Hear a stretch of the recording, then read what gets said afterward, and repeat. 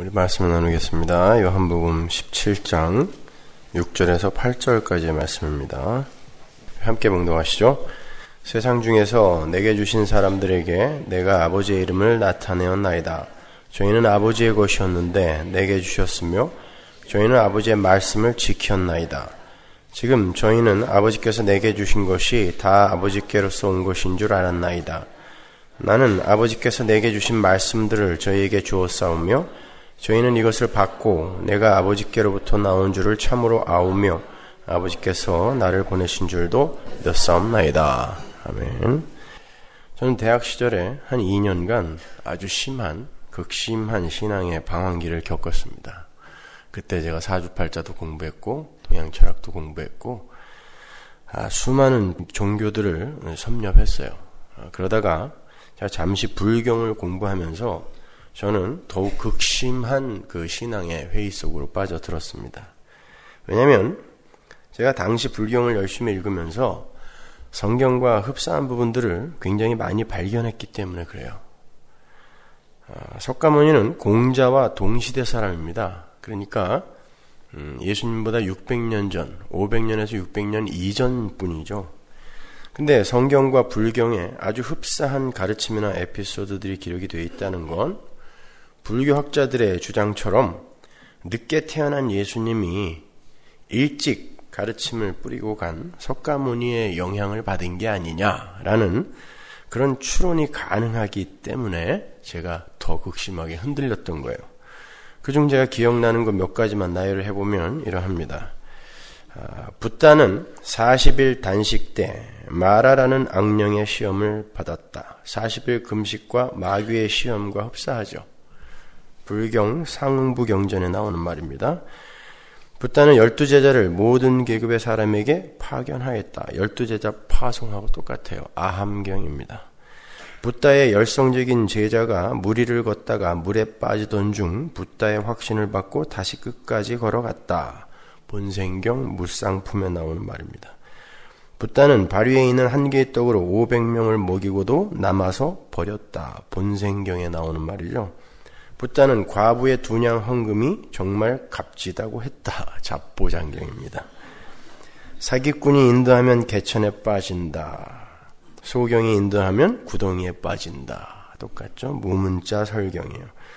아시타가 천사들을 목격했다. 본생경에 나오는데 목자들이 저 천사들을 목격한 그 사건과 흡사해요.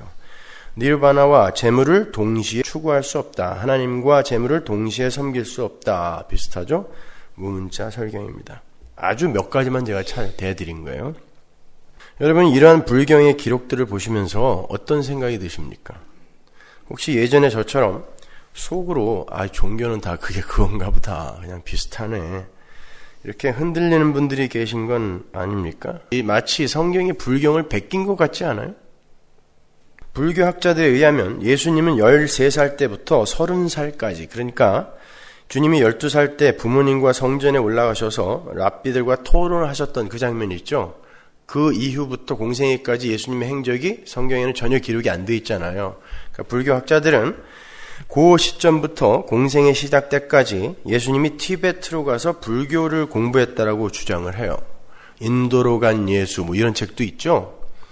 그래서 불경에 기록된 내용들이 성경에 많이 들어가게 된 것이다 라고 이렇게 이야기를 합니다. 한마디로 예수님은 불교의 가르침을 17년간 받으시고 그것을 바탕으로 자신의 종교를 만들어낸 수많은 교주 중 하나에 불과하다는 거예요.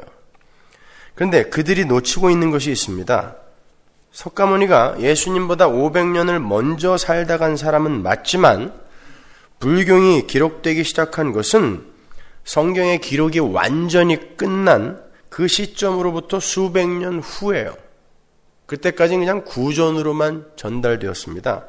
개중 오래되었다고 하는 법화경도 AD 393년에 기록이 된 거예요.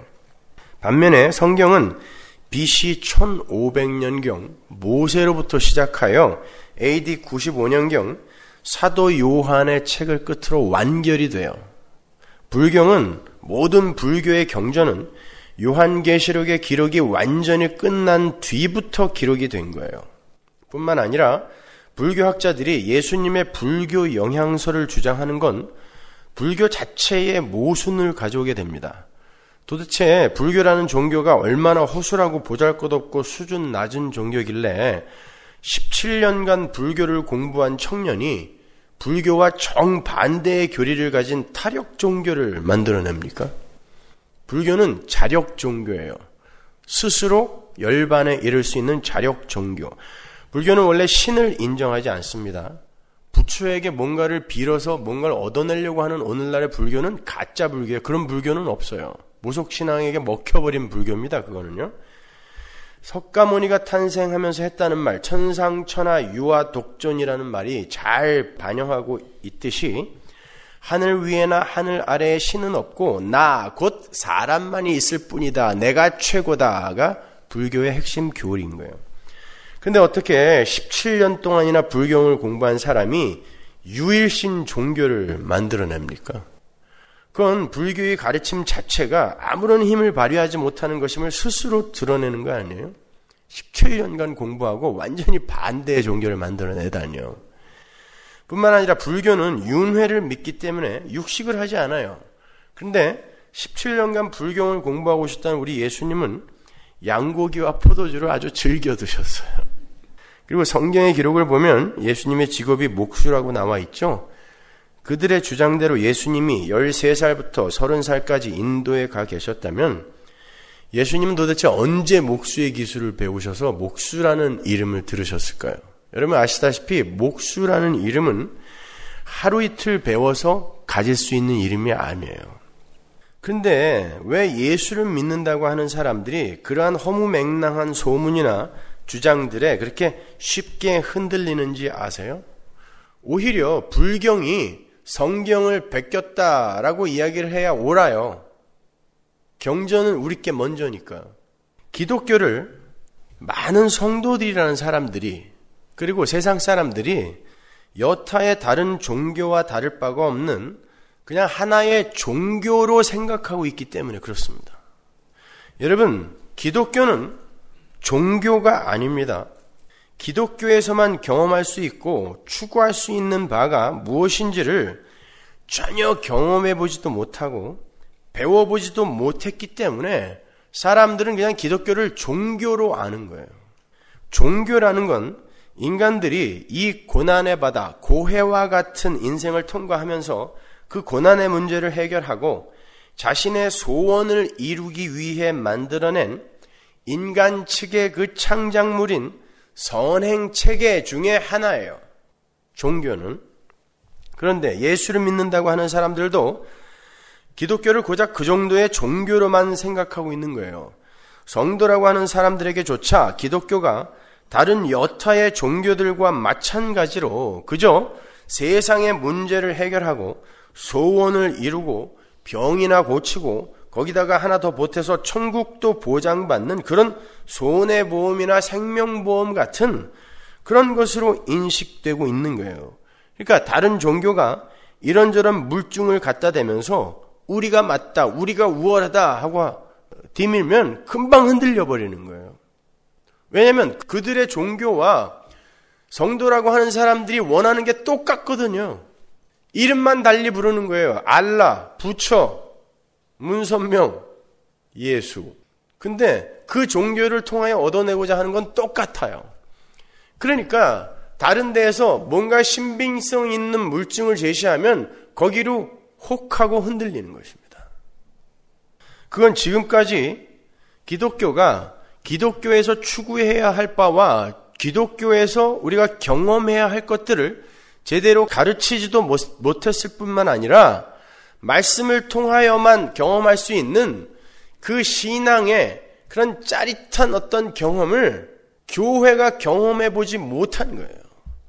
그러니까 그러한 것들이 나오게 되면은 요리 흔들렸다, 조리 흔들렸다, 내가 진짜 제대로 믿고 있는 건 맞는가 이렇게 되는 것입니다. 기독교는 우리의 소원을 이루고 이 세상의 고난을 피해가는 것을 목적으로 하는 그런 저급한 종교가 아니에요.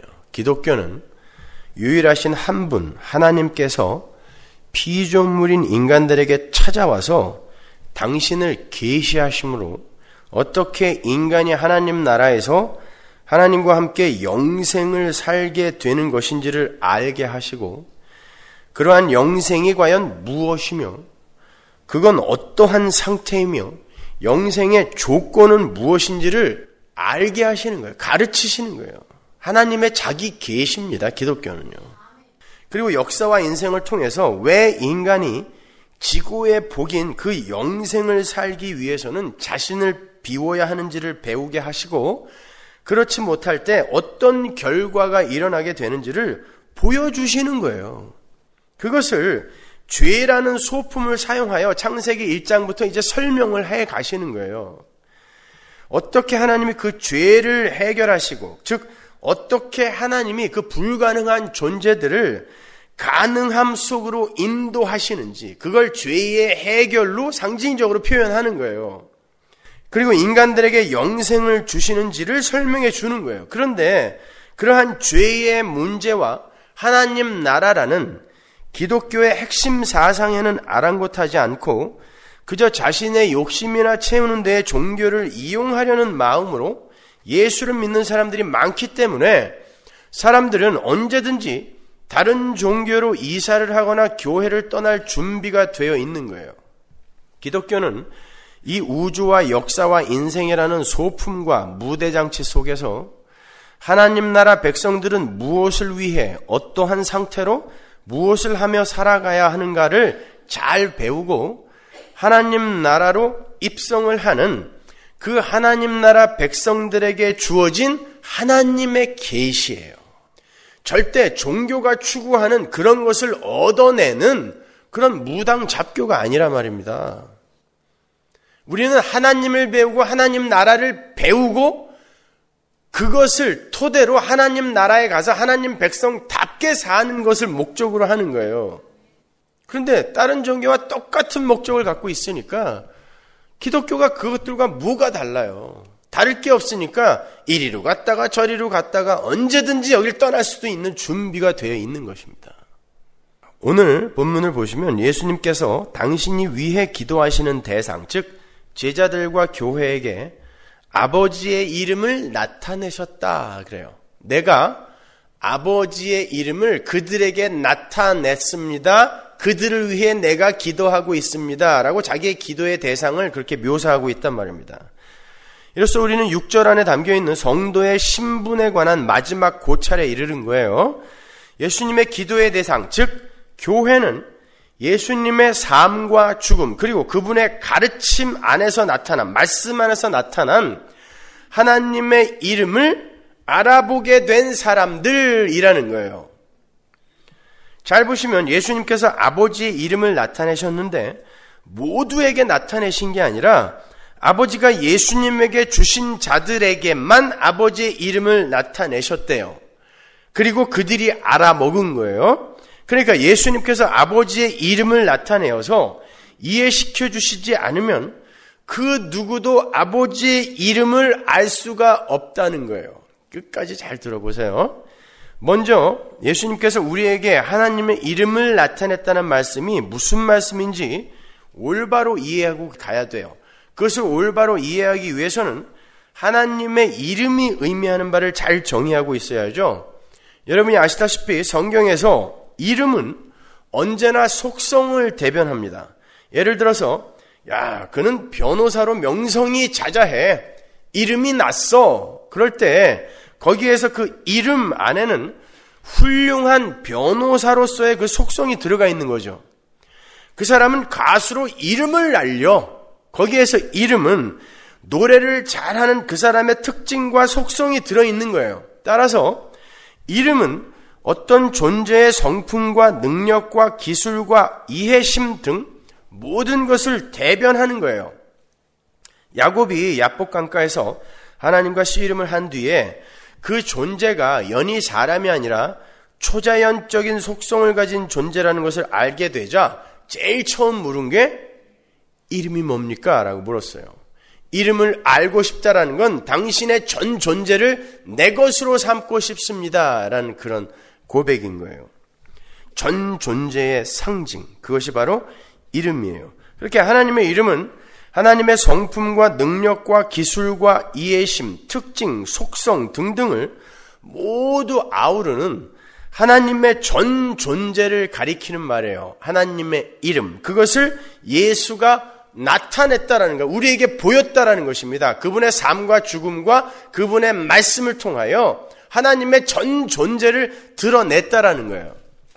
그래서 시편 기자는 여호와의 이름이 우리의 모든 도움이다 라고도 한 거고, 잠언 기자 또한 여호와의 이름이야말로 우리가 달려가 피할 망대라 라고 한 거예요. 무슨 이름에 어떻게 갖다 피해요? 우리 이름에 어떻게 숨어요?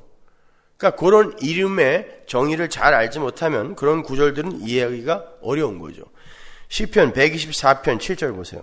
우리 혼이 새가 사냥꾼의 올무에서 벗어남 같이 되었나니 올무가 끊어짐으로 우리가 벗어났도다. 우리의 도움은 천지를 지으신 여호와의 이름에 있도다. 우리의 도움은 오직 여호와의 이름에만 있대요. 그러니까 우리의 도움은 여호와만 우리의 도움이다라는 뜻이죠. 그 말은 이 세상의 다른 힘들, 돈, 명예, 어떤 관계, 인기 이런 건 나의 도움이 절대 될 수 없다라는 그런 말이에요. 그런 의미에서 여호와의 이름이 바로 나의 도움이다라고 이야기하는 거예요. 여호와만, 하나님만 나의 도움이어야 된다라는 거죠. 잠언 18장 10절 보세요. 여호와의 이름은 견고한 망대라 의인은 그리로 달려가서 안전함을 얻느니라. 여호와의 이름은 견고한 망대래요. 우리가 의인은 그리로만 달려서 도망가야 된대요. 세상의 힘 안에 숨으려고 하면 안 돼요. 돈 밑으로 숨으려고 하면 안 됩니다. 여호와의 이름, 여호와 하나님께 도망가서 거기에 숨어야 되는 거예요. 그래야 비로소 우리는 안전할 수 있죠. 이렇게 여호와의 이름은 그 자체로 우리의 도움이시며 그 자체로 우리가 피할 안전한 망대예요. 그런데 주님이, 하나님께서 주님에게 주신 자들에게 그 여호와의 이름을 나타냈더니 그들이 그 하나님의 이름을 이해했다라는 거예요. 나타냈다라는 말 안에는 이해했다라는 말까지 포함이 된 겁니다. 그 말씀을 시편과 잠언의 말씀을 토대로 좀 더 구체적으로 분석을 해보자면, 하나님의 이름을 이해한 성도들은, 하나님을 안 이들은 하나님만이 우리의 도우심이며 하나님만이 우리의 피할 곳이라는 것을 이해했다라는 말이에요. 세상은 하나님이 아닌 돈, 인기, 명예 등이 자신들을 도와주며 자신들의 안위를 책임져 줄 것이라고 착각을 하며 살고 있지만, 하나님의 이름에만 우리의 도움과 안위가 있다는 사실을 안 성도들은 그러한 것들을 자신들의 도움과 안위의 방편으로 삼아 살지 않게 되는 거예요. 그러니까 하나님의 이름을 알게 된 성도는 이 땅에서 진정으로 해결이 되어야 할 것이 무엇인지를 알게 된 사람들이라는 거예요. 그래서 여타 다른 세상 사람들이 자기들이 목적 삼아 추구하는 그것들을 쫓지 않고 하나님이 이 땅에 우리를 보낸 이유와 그리고 하나님께서 지금 이 역사와 우주 속에서 해결하려고 하는 것의 본질이 뭔지를 알아 그것에 청렴하고 전념하고 집중하게 된다라는 그런 말인 것입니다. 그들은 왜 하나님께서 이 세상사에 개입을 하시며 왜 당신의 아들까지 이 땅에 보내셔야 했는지, 그리고 그 하나님의 이름을 가지고 온 아들은 이 땅에서 도대체 무엇을 하다가 가셨는지를 알게 된단 말입니다. 그 사실을 본문 7절과 8절이 이렇게 기술하고 있어요. 지금 저희는 아버지께서 내게 주신 것이 다 아버지께로서 온 것인 줄 알았나이다. 나는 아버지께서 내게 주신 말씀들을 저희에게 주었사오며 저희는 이것을 받고 내가 아버지께로부터 나온 줄을 참으로 아오며 아버지께서 나를 보내신 줄도 믿었사옵나이다. 그러니까 내가 아버지께로부터 나온 줄을 안다라는 건 예수가 하나님이심을 안다라는 거고, 아버지께서 나를 보내신 줄도 믿었다라는 건 예수님이 하나님이 보내신 분이며 하나님이 그분을 왜 보냈는지를 알았다라는 뜻이에요. 그건 지금 여기서 제자들이 이 시점에 알았다는 게 아니라 제자들로 상징되는 제자들과 그 제자들로 인해 이제 하나님의 나라로 돌아오게 될 모든 교회들은 바로 이것을 목적으로 하여 이 세상에서 지어져 가게 된다라는 그런 말인 것입니다. 성도는 예수님이 하나님께서 보내신 보혜사요 중보자라는 것을 아는 이들이라는 거예요. 그리고 예수님의 삶과 그분의 말씀이 모두 하나님으로부터 주어진 것임을 알더라는 거예요. 하나님이 계획하시고 예수님이 성취하신다는 것을 아는 거예요.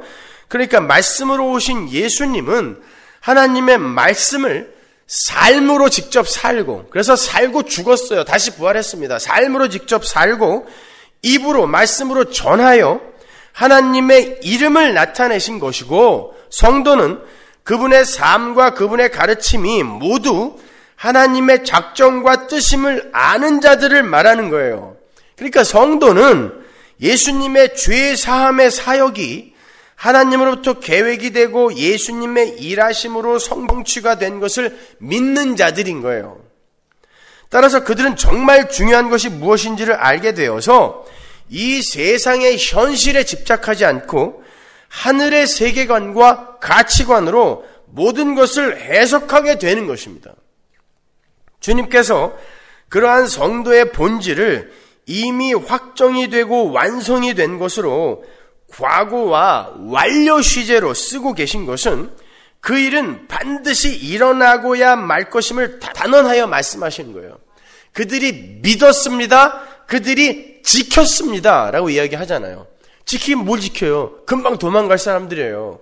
그럼에도 불구하고 지켰습니다. 믿었습니다. 라고 이야기하고 있어요. 아버지와 나는 이들을 반드시 그렇게 만들어낼 거죠, 아버지. 그러니까 보존하여 지켜주세요. 라고 기도를 하는 거예요. 지금도 주님은 하나님 보좌 우편에서 바로 그 기도를 하고 있단 말입니다. 인간에게 있어서 정말 중요한 건 만사형통이나 소원 성취 이런 것들이 중요한 것이 아니라 죄의 자리에서의 그 해방, 그 창조의 목적으로의 그 회귀가 중요하다는 것을 아는 자로 지어져 가는 게 성도의 신앙생활이란 말이에요. 아무튼 그러한 예수님의 하나님의 이름 선포는 구약에서부터 이미 반복하여 예언이 되어 있었던 거예요. 시편 22편 22절 보세요. 이게 메시아의 시편이죠. 내가 주의 이름을 형제에게 선포하고 회중에서 주를 찬송하리이다. 내가 주의 이름을 형제에게 선포하고, 여기서 주가 로드예요. 바로 이 예언의 성취가 오늘 본문에 나타나고 있는 거예요. 그런데 이 시편 22편은 메시아 시편이기도 하지만 동시에 다윗 개인의 시편이기도 해요. 그러니까 다윗은 성도를 대표하기도 하고 예수를 상징하기도 하는 인물인데, 다윗이 이런 시를 썼다라는 것은 메시아가 이런 삶을 통하여 우리를 구원할 것이다라는 것을 예시하는 것이기도 하지만, 성도도 그 삶을 살게 될 거라는 것을 다윗 자체가 살아냄으로 말미암아 이중으로 계시를 하고 있는 거예요. 알려주고 있는 것입니다. 따라서 예수님의 하나님 이름 계시 사건은 우리에게도 동일하게 나타나게 된다라는 것을 잊으시면 안 돼요. 우리의 삶 속에서도 하나님의 이름이 나타나는 그런 예수님의 삶이 동일하게 반복이 된단 말이에요. 그게 다윗의 삶에서 실제로 일어난 것입니다. 그래서 내가 주의 이름을 형제에게 선포하고 이런 시를 쓴 거예요, 다윗이. 자, 그러면 도대체 그 삶이 어떤 삶인가? 열왕기상 11장 36절 보세요. 그 아들에게는 내가 한 지파를 주어서 내가 내 이름을 두고자 하여 택한 성 예루살렘에서 내 종 다윗에게 한 등불이 항상 내 앞에 있게 하리라. 예루살렘 뭡니까? 이스라엘을 가리키는 거죠. 하나님의 백성, 선택한 백성, 그들에게 뭘 둔다고 그래요? 내 이름, 하나님의 이름을 둔다고 그래요. 하나님이 그들에게 하나님의 이름을 두면 그들의 삶에서 하나님의 이름이 나타나게 되는 거예요. 그러니까 세상적 세계관이나 가치관으로 보았을 때 하나님의 이름이 인간의 삶에 들어오는 건 그 즉시 행복 끝 고생 시작이라는 말과 똑같은 거예요. 예수님의 삶이 그랬지 않습니까? 민수기 6장 27절 보세요. 그들은 이같이 내 이름으로 이스라엘 자손에게 축복할지니 내가 그들에게 복을 주리라. 보세요. 내 이름으로 그들에게 복을 주리라. 그 뒤로 이스라엘의 삶이 복된 삶이었습니까? 사람 채찍 인생 막대기 가시와 담으로 열심히 두들겨 맞으면서 하나님의 백성으로 쥐어져 가는 삶이 그때부터 시작됐어요. 그걸 복이라 이야기하는 거예요. 복. 계시록 14장 1절 보십시오. 또 내가 보니 보라 어린 양이 시온산에 섰고 그와 함께 14만 4천이 섰는데 14만 4천은 12 곱하기 12 곱하기 1000 그래서 12지파 12사도 하나님의 모든 백성들의 숫자인 거죠. 그 이마에 어린 양의 이름과 그 아버지의 이름을 쓴 것이 있도다. 어린 양의 이름, 예수님의 이름과 아버지의 이름이 성도의 이마에 탁 박혀 있더라는 것입니다. 그들의 삶이 그렇게 드러났다는 거예요. 이 땅에서. 그리고 그 삶은 천국에서 이어지는 거예요. 근데 이 세상은 죄가 지배하는 세상이기 때문에 죄가 지배한다는 것은 무슨 의미인지 제가 주일날 잘 설명해 드렸으니까 잘 아시죠? 마귀의 시스템으로 돌아가는 거죠.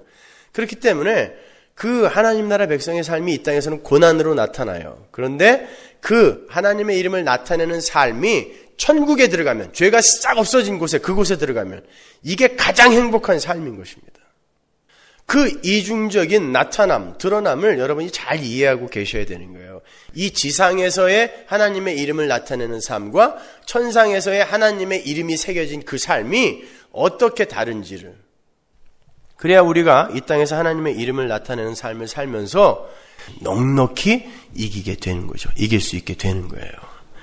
그러니까 정리를 하면 이런 거예요. 예수님은 하나님의 이름, 즉 하나님의 하나님 되심을 순종의 삶과 십자가를 통하여 그대로 나타내셨고, 우리에게 그 하나님의 이름과 이 세상에 드러난 형태로서의 하나님의 이름, 즉 예수님의 이름을 주셨어요. 따라서 그 하나님의 이름과 예수님의 이름을 부여받은 우리 성도는 예수님이 이 땅에서 하나님의 이름을 드러내신, 나타내신 것처럼 그러한 모습으로 살아가게 되는 거죠. 그래서 보세요. 예수님이 이 땅에서 정말 가난하게 살다 가셨어요. 그리고는 하나님의 백성들을 구원하는 일에 자기의 모든 것을 비워 쏟아 부으셨죠. 그 삶이 사도행전으로 가면 베드로와 요한의 그 성전 미문에서 안진뱅이를 일으키는 사건의 작은 에피소드로, 그림으로 또 드러나요. 베드로와 요한이 성전 미문에 앉아있던 안진뱅이를 봅니다. 미문이 뭡니까? 아름다운 문이에요. 거기에 누가 돕지 않으면 절대 걸을 수 없는 안진뱅이가 앉아있어요. 어떤 사람들이 거기다가 그 안진뱅이를 갖다 놓고 갔더니 동양 바구니를 놓고 동냥을 하고 있는데 이 사람이 그 동냥 바구니만 보고 있어요. 그게 바로 이 세상의 죄인들의 모습입니다. 아름다운 문인 줄 알고 미문인 줄 알고 그게 진짜 좋은 건 줄 알고 거기에 앉아서 실제로는 움직일 수도 없는 그런 존재들이 동냥 바구니만 바라보면서 누가 동냥 안 해주나 라고 기다리고 있는 게 바로 오늘날의 이 세상인 거예요. 그러니까 여러분이 그 동냥 바구니를 보면서 거기에 그 동냥 바구니로 얻어내는 모든 것은 그냥 동냥에 불과한 거예요. 거지 동냥에 불과한 것입니다. 여러분이 수천만 불을 벌어도 그건 거지 동냥에 불과한 거예요. 그때에 베드로와 요한이 어딜 보냐? 나를 봐라 그래요. 주목하라. 나를 주목하라. 왜 동냥 바구니만 보고 있어? 나를 봐. 봤더니 개뿔이나 아무것도 없는 사람이야. 무슨 동냥이나 받을 줄 알고 봤더니 한다는 소리가 은과 금은 내게 없으나로 시작이 되는 거예요. 지금 네가 원하는 건 은과 금이잖아. 그래서 너는 지금 동냥 바구니만 바라보고 있는데 나를 봐. 그러더니 은과 금은 내게 없으나 내게 있는 것으로 내게 주니 나사렛 예수의 이름으로 일어나 걸어라. 이게 복이란 말입니다. 성도의 삶은 그렇게 예수의 이름을 받은, 하나님의 이름을 예수가 드러내어 그 하나님의 이름을 이해하고 예수의 이름을 받아 세상으로 나간 성도는 바로 은과 금을 무장해제당하고, 그래서 예수님이 항상 제자들을 12사도 파송할 때, 70인의 제자 파송할 때 전부 내가 양을 2리떼에게 보내는 것 같다 그러면서 홀딱 뺏겨서 보내는 거예요. 전대도 가져가지 마, 신발도 2개 가져가지 마, 지팡이만 갖고 가. 양을 2리에게 보내면서 그럴 수가 있어요? 왜 세상의 힘을 전부 무장해제시키고 보내죠?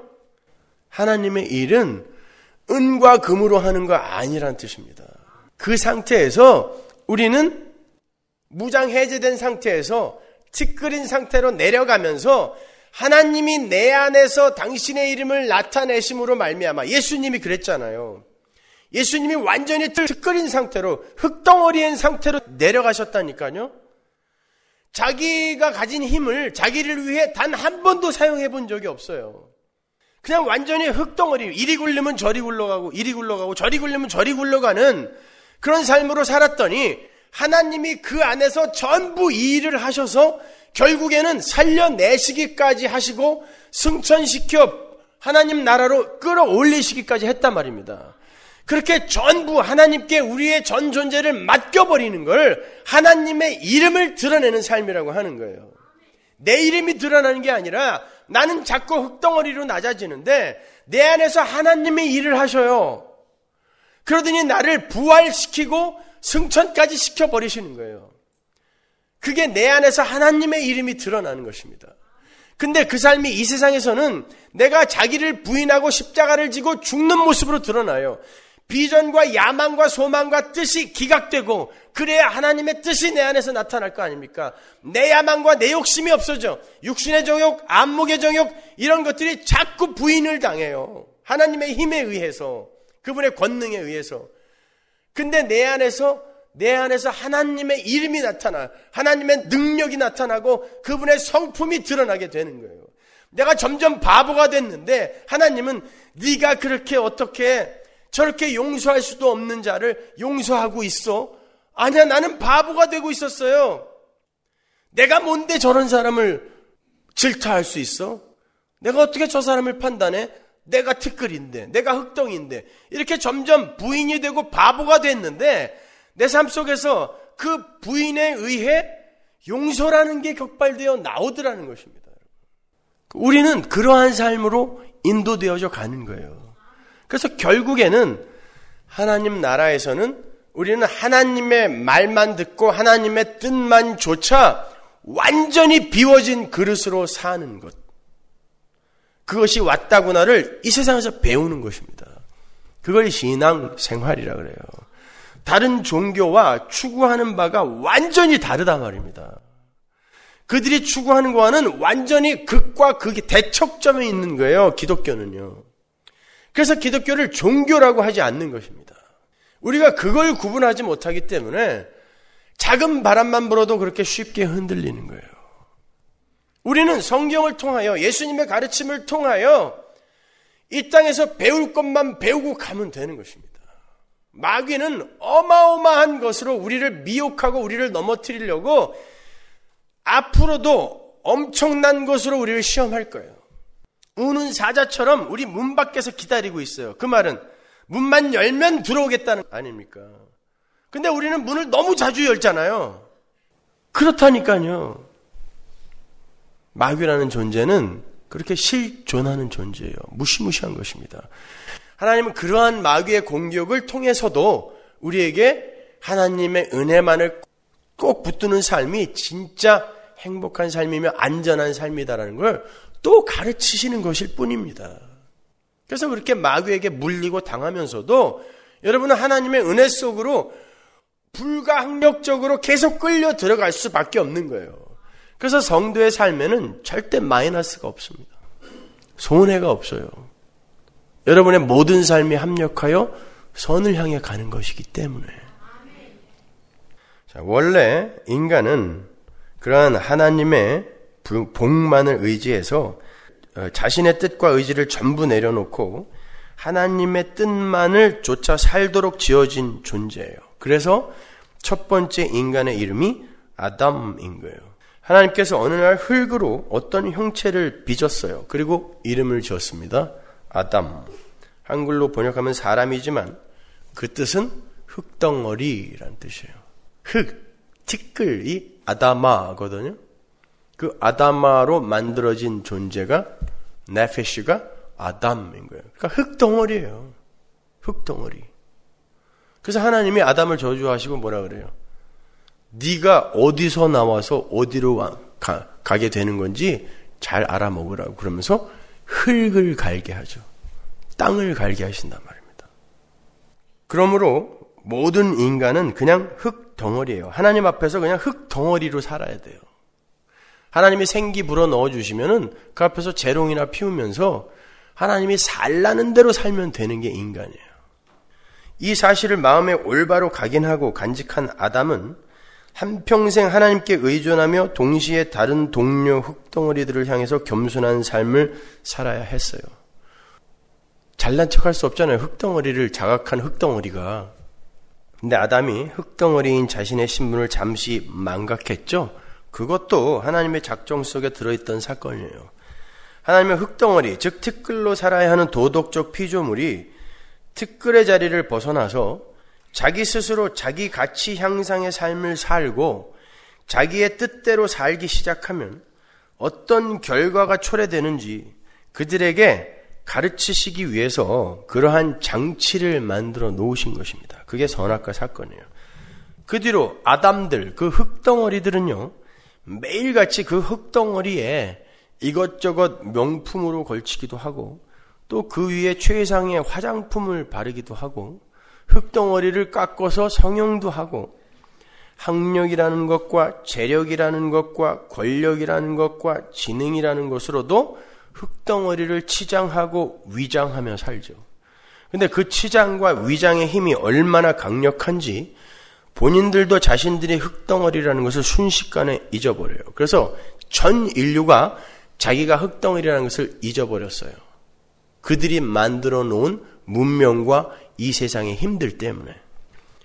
그런데 그 흙덩어리가 흙덩어리로 발각이 될 때가 있어요.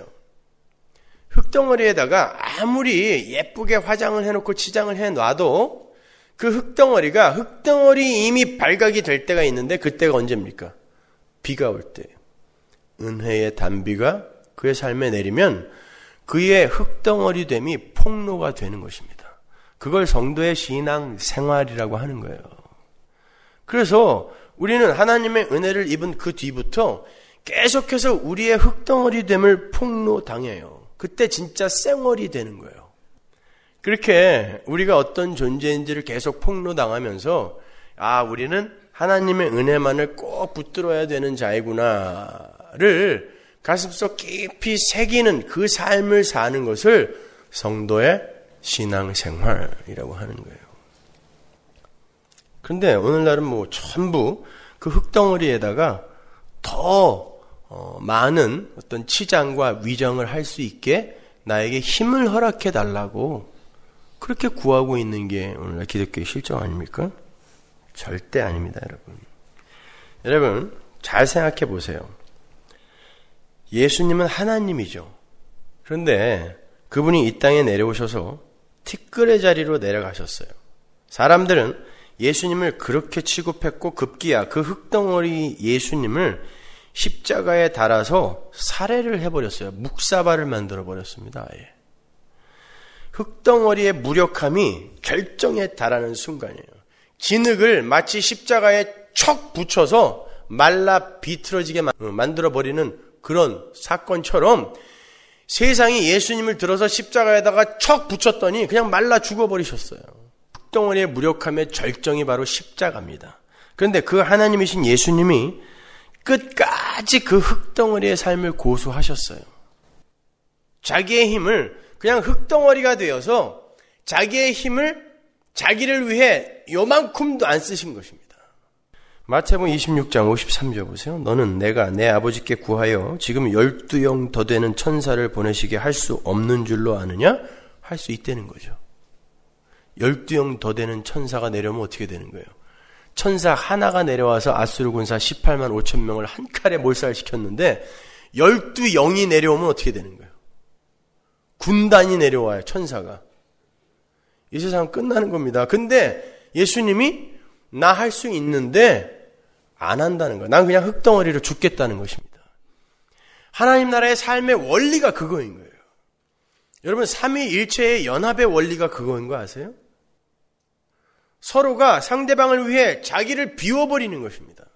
그게 연합의 원리인 거예요.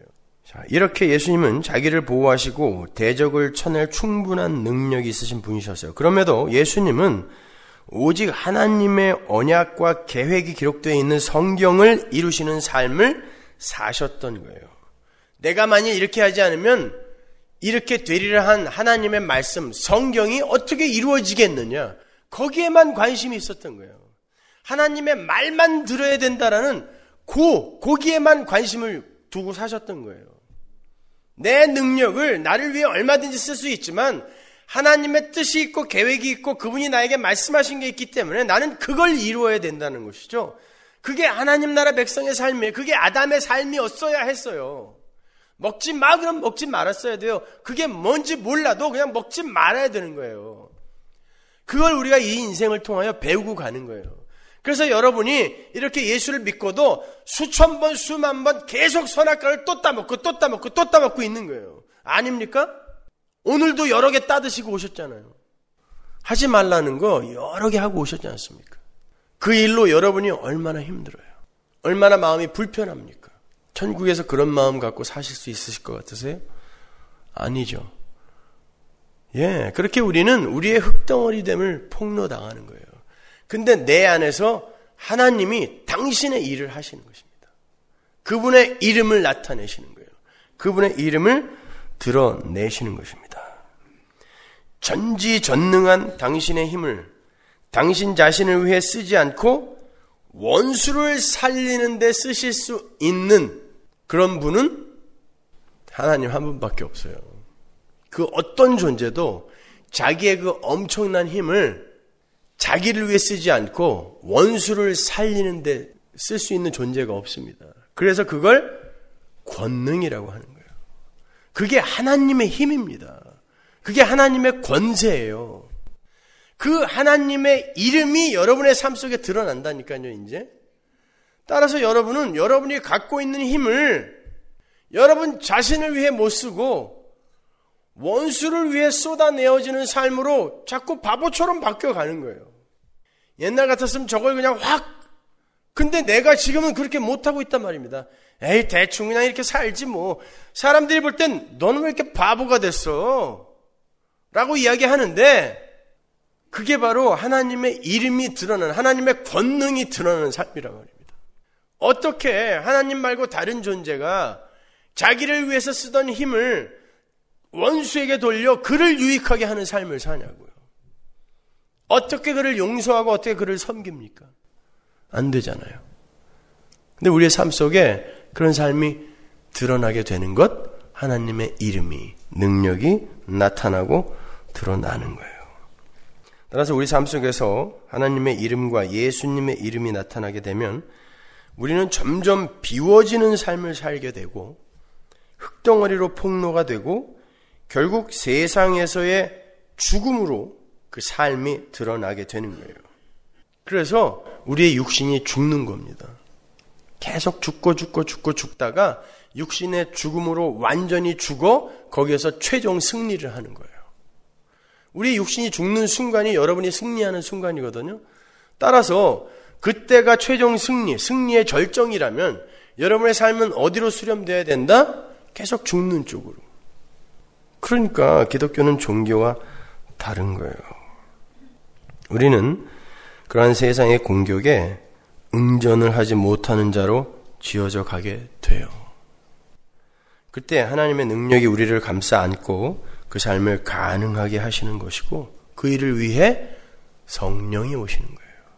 그래서 너희가 성령이 오시면 권능을 받고 그러죠. 예루살렘과 온 유대와 사마리아와 땅끝까지 이르러 마터, 순교자가 되리라 이야기하는 거예요. 증인이 순교자라는 단어와 똑같은 단어니까. 자, 그게 바로 하나님의 이름을 나타내는 삶이에요. 그렇게 작정된 이 세상에서의 성도의 삶은 모세에게 계시하신 하나님의 이름 안에도 그대로 담겨 있어요. 모세는 히브리 사람이었습니다. 그런데 하나님의 계획 속에서 애굽의 왕자가 되죠. 어느 날 모세는 자신이 히브리 사람이라는 걸 알게 됐고요.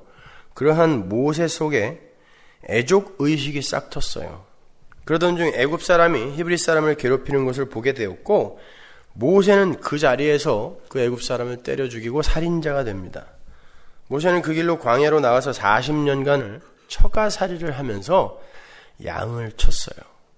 여든이 된 모세가 하루는 호렙산이라는 곳에 이르게 됐습니다. 그것은 나중에 모세가 율법을 받게 되는 시내산이죠. 시내산과 호렙산은 같은 산이에요. 그 시내산에서 하나님이 나타나셨어요. 그런데 하나님이 어떤 모습으로 나타나셨는가 하면 떨기나무의 불로 나타나셨어요. 불이 활활 타고 있는데 떨기나무가 타지 않고 그냥 그대로 있어요. 그런데 불은 계속 활활 타고 있어요. 그 모습으로 하나님이 모세에게 말씀하셨단 말입니다. 그러니까 그 그림에 뭔가 메시지가 있는 것이죠. 모세를 찾아오신 하나님은 제일 먼저 그에게서 여긴 거룩한 곳이니까 내 발에서 신을 벗어라 그래요. 그 말은 이제 하나님이 개입하는 삶, 거기가 거룩한 곳이죠. 그 삶은 스스로의 신발을 신고 스스로가 가고 싶은 곳으로 갈 수 없는 그런 삶이라는 것을 말하는 거예요. 거룩한 곳, 곧 하나님의 임재가 있는 곳에서 모든 존재는 신을 벗게 되는 것입니다. 신발 신고 지가 가고 싶은 곳으로 달리면서 하나님 빨리 와서 나를 도우라고 지가 가고 싶은 곳으로 달리는 게 아니에요. 신을 벗어라. 그리고 베드로에게 말씀하신 것처럼 이제는 밖에서 띠띠우고 너를 끌고 갈 존재가 있다라고 목을 확 걸어버리는 것입니다. 그것이 거룩한 곳에 선 성도, 거룩한 물이잖아요. 성도의 삶인 거예요. 그래서 바로 그 말씀 뒤에 모세와 하나님의 난상 토론이 벌어져요. 하나님은 모세에게 이스라엘을 애굽의 폭정에서 구원하는 일에 헌신하라라고 이야기를 해요. 물론 애굽에서 이스라엘 백성을 구출하는 일은 하나님 자신이 하실 것이고 너는 나의 대리인 역할을 하라라고 말씀하신 거예요. 그게 떨기나무에 붙은 불의 모습인 것입니다. 네 힘으로 하는 게 아니라 너를 태워서 너의 능력과 너의 언변, 너의 소질 이런 걸 태워서 일을 할 게 아니라 내가 내 힘으로 불태워 일을 할 거야가 그 그림 안에 들어있는 거예요. 뿐만 아니라 그 그림 안에는 지금 내 백성이 애굽에서 이렇게 풀무불 같은 고난을, 고통을 겪고 있지만 절대 그들은 그 풀무불에 진멸되지 않을 것이고 그 불은 단지 그들의 온전함을 위해 양육용으로 준 것이다. 절대 그들은 나의 보호 아래에서 절대 거기에 불타서 진멸되지 않을 것이다를 보여주는 그림이기도 한 거예요. 그 두 가지 의미를 다 함의하고 있는 거예요. 모세가 그거를 알아먹었어요. 그걸 우리도 알아들어야 되는 거예요. 우리 교회가 바로 그 현실을 알아들어야 되는 것입니다. 그 떨기나무의 그림은 예수 그리스도가 달리셨던 십자가에서 절정을 이루죠. 세상의 풀무불은 그를 십자가에 매달아 놓고 확 태워버릴 줄 알았어요. 다 태운 줄 알았는데 예수가 그 자리에서 다시 살아났습니다. 그 현장에서 불은 분명히 타고 있었는데 고난의 불이 십자가의 불이 타고 있었는데 예수가 죽지 않고 안 타고 그대로 다시 살아나더라는 거죠. 왜? 하나님이 함께 하셨기 때문에.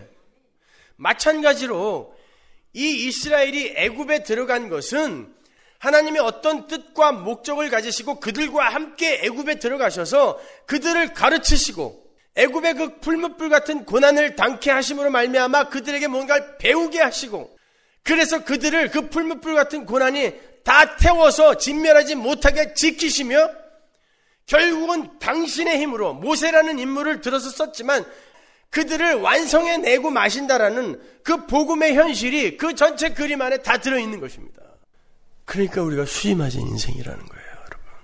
그 복음의 현실 앞에서 우리가 도대체 뭘 더 이상 원할 게 있습니까? 예수님의 순환의 삶, 십자가의 삶, 부활, 승천 전부 하나님의 개입하심이었어요. 그래서 성경에서 하나님이 예수를 살리셨다 그런다고요. 예수님도 하나님이신데 예수님은 하나님이 살려내지 않으면 영원히 죽을 수밖에 없는 지경까지 내려가 버리신 거예요. 우리 때문에. 그리고 너희가 바로 이런 삶을 살게 될 거야를 교훈하시기 위해서 하나님이신 그분이 하나님이 살려내시지 않으면, 일으켜내시지 않으면 영원히 무덤 속에 거할 수밖에 없는 존재로까지 내려가 버리신 것입니다. 자기를 다 비워버렸어요.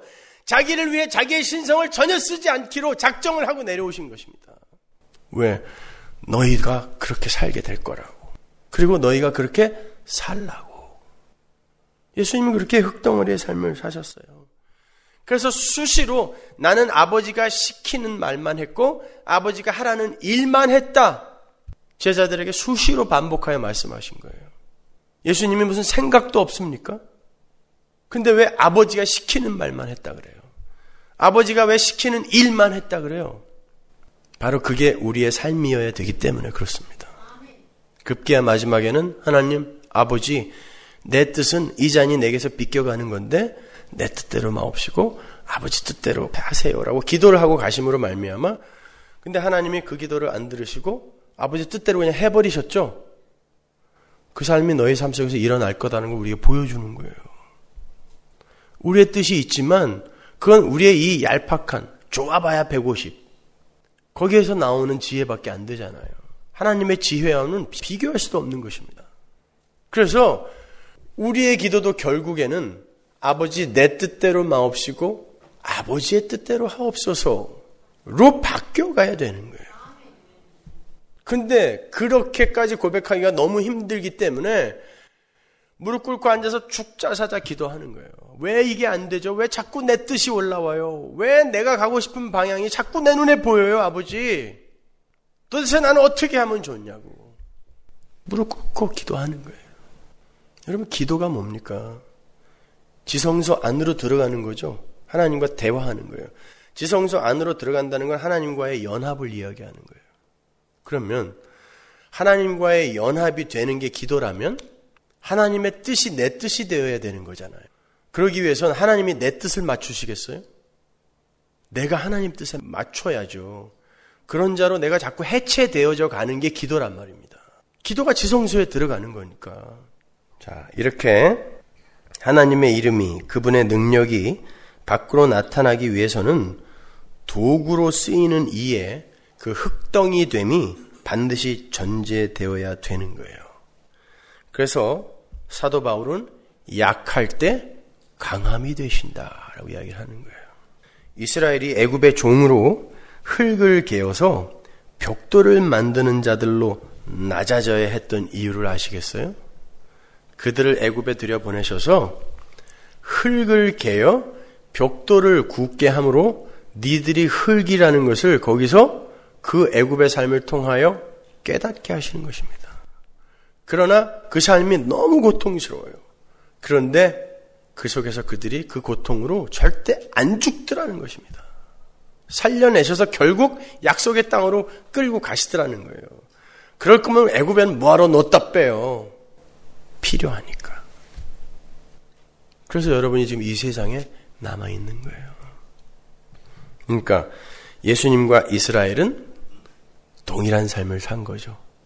예수님도 흙덩이가 되어서 완전히 비워버리고 하나님이 살려낼 때 그냥 살아난 것뿐이에요. 이스라엘 마찬가지입니다.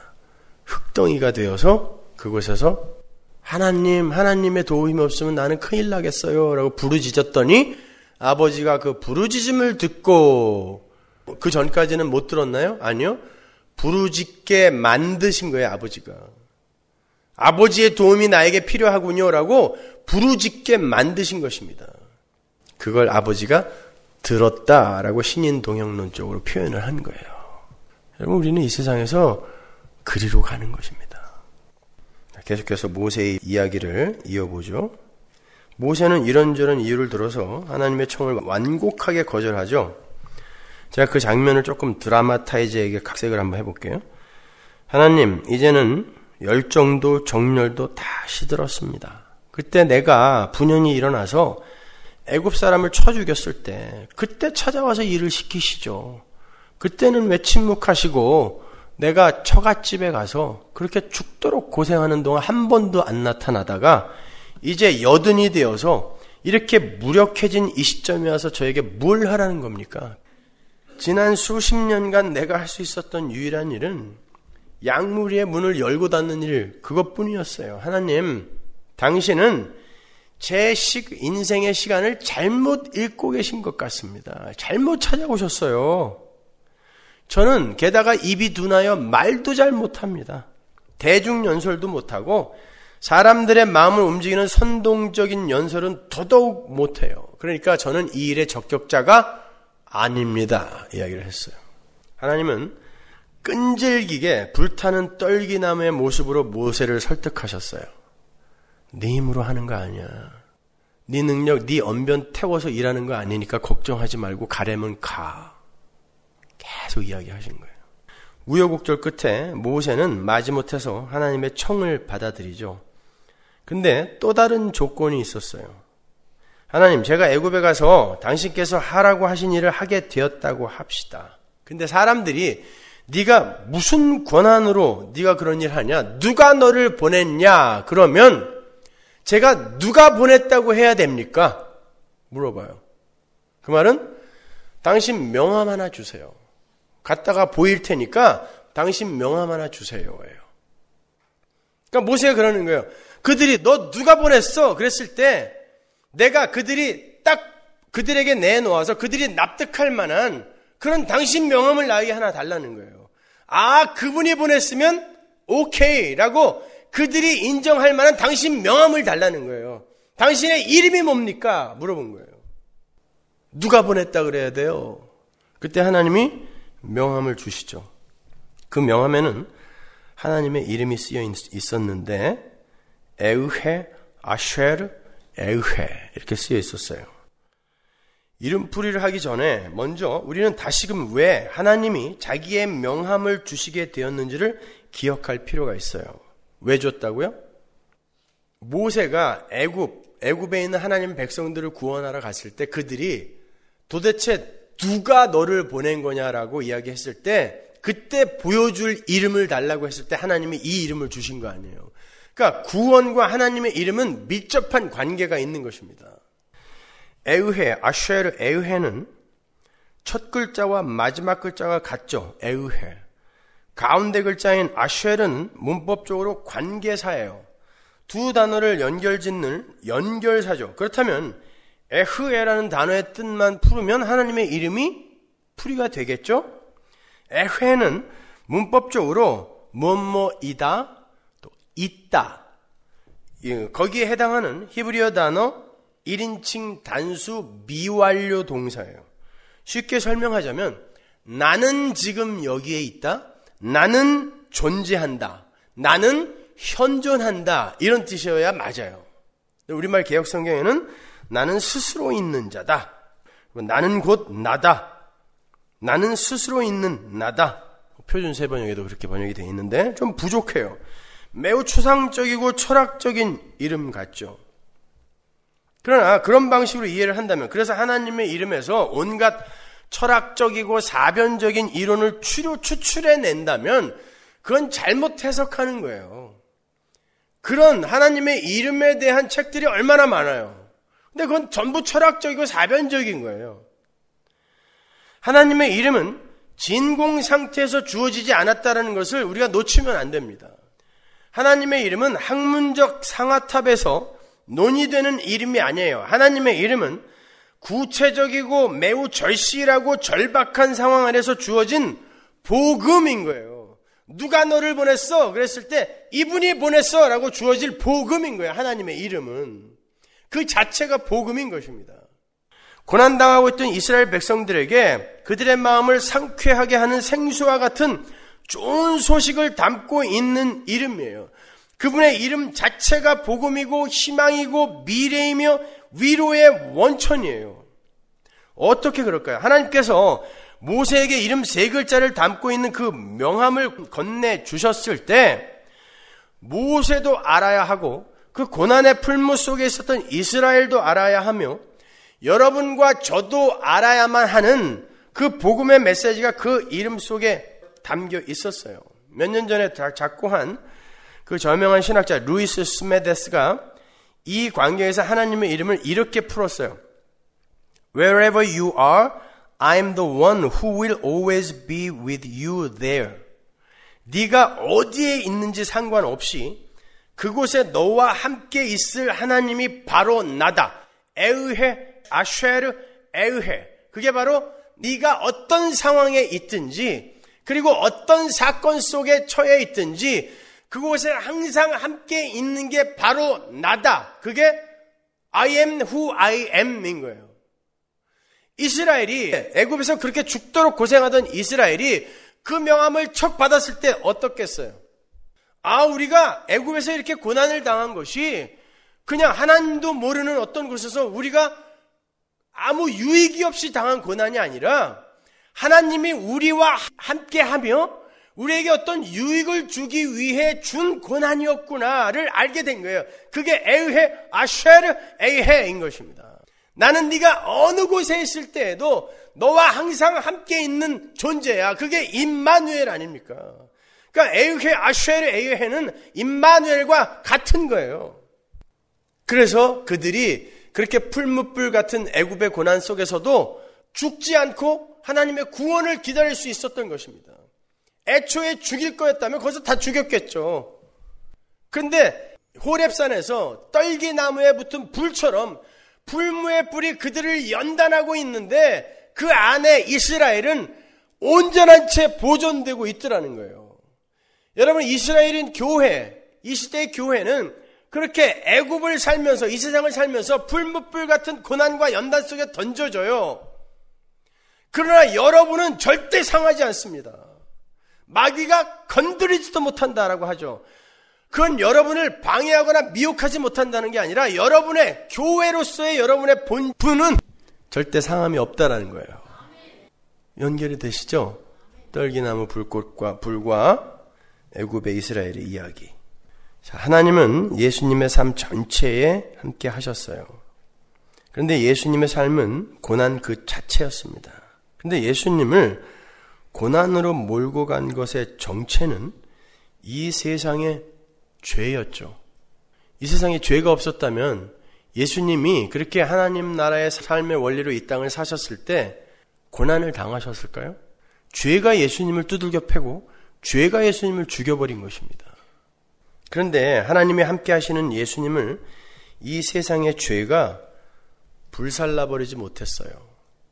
하나님이 함께 하심으로 그분이 세상의 죄가 자꾸 불을 살리는데도 온전하게 보존이 되시다가 새 몸으로 부활을 하신 거예요.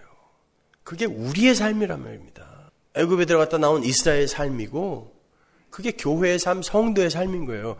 그걸 성경 전체가 그냥 일관성 있게 반복하고 점층적이며 반복적으로 설명하고 있는 좀 더 알기 쉬운 그림 이렇게 창세기에서부터는 유치원 수준으로 설명하다가 나중에 대학교, 대학원, 박사과정 이렇게 올라가는 거예요.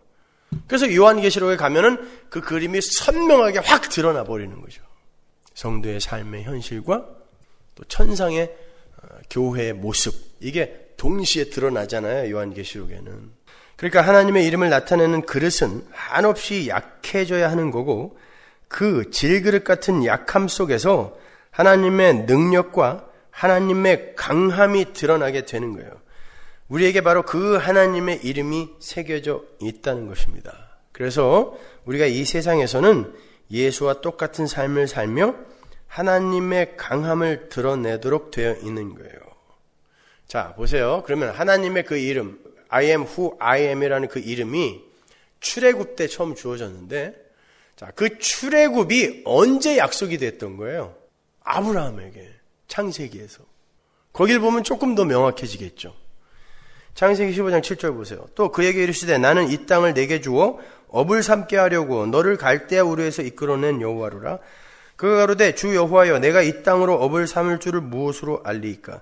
여호와께서 그에게 이르시되 나를 위하여 3년 된 암소와 3년 된 암염소와 3년 된 수양과 산비둘기와 집비둘기 새끼를 취할지니라. 아브라함이 그 모든 것을 취하여 그 중간을 쪼개고 그 쪼갠 것을 마주 대하여 놓고 그 새는 쪼개지 아니하였으며 솔개가 그 사체 위에 내릴 때에는 아브라함이 쫓았더라.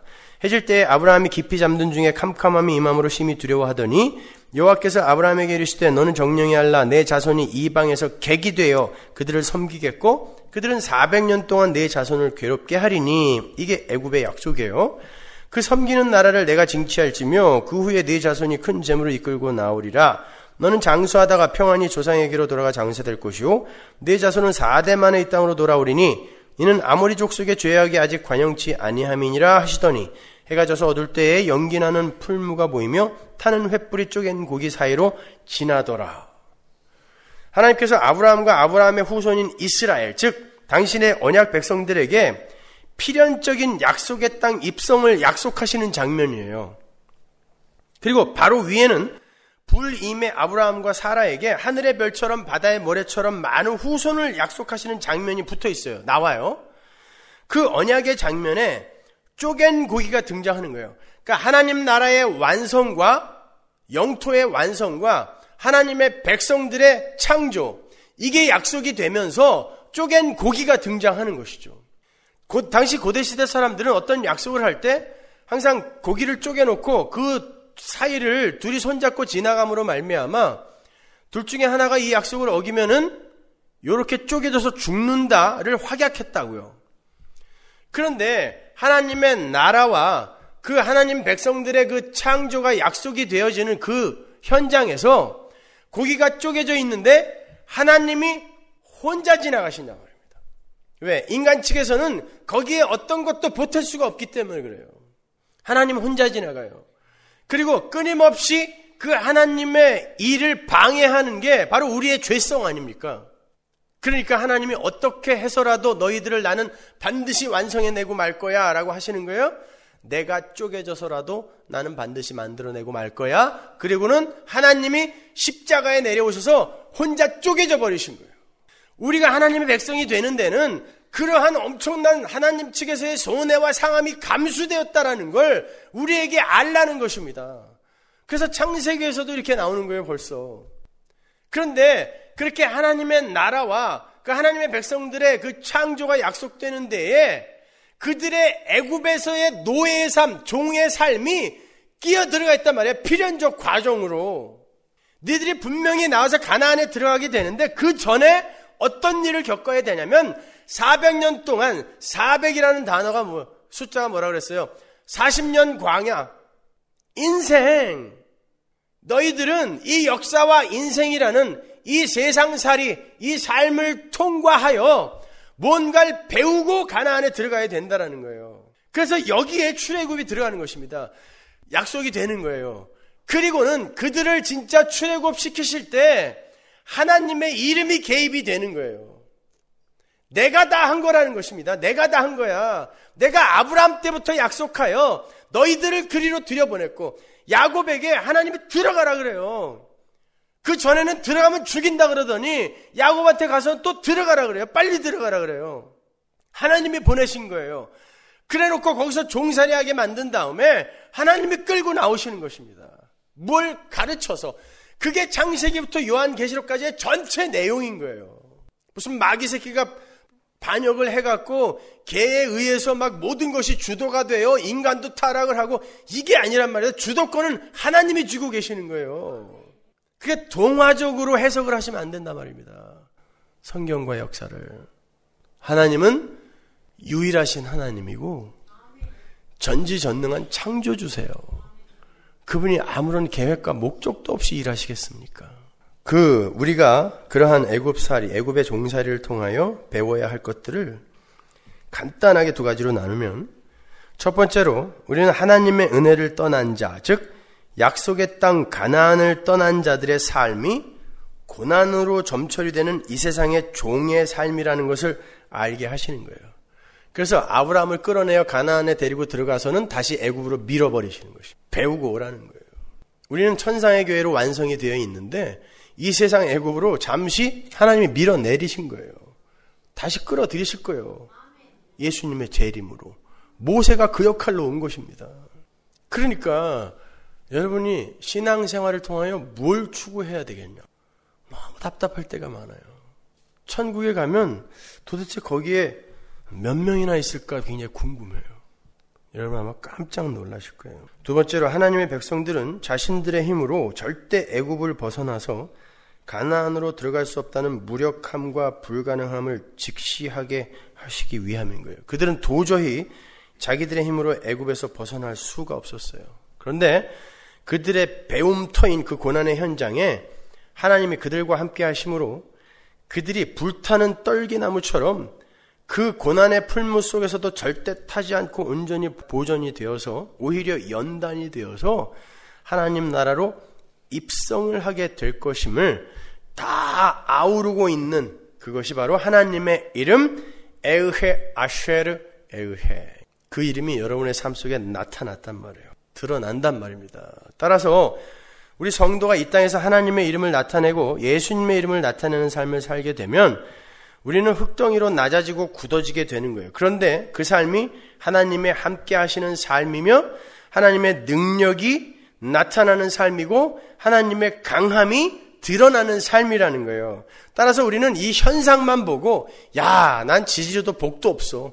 하나님이 나를 지금 미워하시나 봐. 야, 저 사람은 참 복 받았어. 이렇게 판단하면 안 되는 것입니다. 그건 우리가 판단할 게 아니란 말이에요. 우리는 이 땅의 현실과 상황 속에서 하나님과 하늘의 현실을 볼 수 있게 되는 거예요. 떨기나무 불로 일하시는 그 하나님, 그 하나님과 하나님의 일을 볼 수 있게 되는 거예요. 그래서 여러분은 이 세상의 힘을 많이 소유하고도 자랑을 하거나 남들 앞에서 뻐기거나 자만하지 않을 수 있는 거고, 왜? 그것이 진짜 복이 아니라는 것을 알기 때문에 가난하고 연약한 자리에서도 기죽거나 부끄러워하지 않을 수 있는 것입니다. 왜? 그 현상만으로 판단해서는 안 되기 때문에 그래요. 그 뒤에 숨겨져 있는 하나님의 손길이 있단 말입니다. 그 그림이 잘 표현이 된 게 우리가 이미 배웠던 실로암 사건이에요. 날 때부터 소경된 자를 고치신 실로암 사건. 요한복음 9장 7절 보면 이르시되 실로암 못에 가서 씻으라 하시니 실로암은 번역하면 보냄을 받았다는 뜻이라. 이에 가서 씻고 밝은 눈으로 왔더라. 요한이 실로암이라는 단어를 일부러 설명을 하죠. 그건 요한이 이 에피소드에서 강조되어야 할 메시지가 바로 그 이름 안에 담겨 있음을 암시하고 있는 거예요. 히스기야 왕 때 아수르 왕 산헤립이 이 유다를 침공한다라는 정보가, 첩보가 들어왔어요. 그때 히스기야 왕이 예루살렘 성에서 한 500m 정도 떨어진 그 기혼샘에서 지하 수로를 뚫어서 예루살렘 성 안에다가 연못을 하나 만들어요. 식수 때문에. 포위가 되면 물을 먹어야 되니까. 그게 실로암 연못이에요. 그러니까 실로암 못은 기혼으로부터 보내진 물이 여기서 현상으로 나타난 것뿐이죠. 그런데 현상으로 나타난 소경이라는 현실을 보면서 제자들이 이거 누구 죄 때문에 이렇게 된 거죠? 라고 묻고 있단 말입니다. 그때 예수님이 이건 누구의 죄 때문도 아니고 하나님의 하실 일을 나타내기 위함이다라고 소경됨 뒤에 숨어있는 하나님의 그 손길을 밝히 드러내세요. 그런 다음에 실로암에 가서 씻으라는 거예요. 왜? 실로암은 이 자체가 수원이 아니라 기혼샘이라는 수원이 있는데 거기서 보내진 거란 말이에요. 근데 이 실로암만 보면서 이 실로암이 이 물의 전체라고 생각하는 이는 소경이고 이 실로암이 어디서 보내진 것이라는 것을 아는 이가 보는 자다라는 것을 가르쳐 주는 것입니다. 그러면서 예수님이 그러잖아요. 본다고 하는 자가 눈먼 자고 눈먼 자가 바로 보는 자다 이야기하는 거예요. 세상의 현실을 보면서 그걸 자기가 올바로 판단한다고 생각하면서 저놈은 나쁜 놈, 저놈은 악한 놈, 요 사람은 도덕적으로 훌륭한 사람, 요 사람 착한 사람, 저 사람 저주받은 사람, 요 사람 복받은 사람. 나타나는 현상만으로 그 뒤에 있는 하나님의 연단이나 그분의 은혜의 손길이나 긍휼의 손길이나 이런 건 전혀 아랑곳하지 않고 나타나는 현실과 현상만으로 판단해버리는 게 소경이에요. 그러나 그것이 하나님으로부터 보내진 어떤 사건이라는 것을 볼 수 있는 눈을 가진 이를 성도라고 하는 거예요.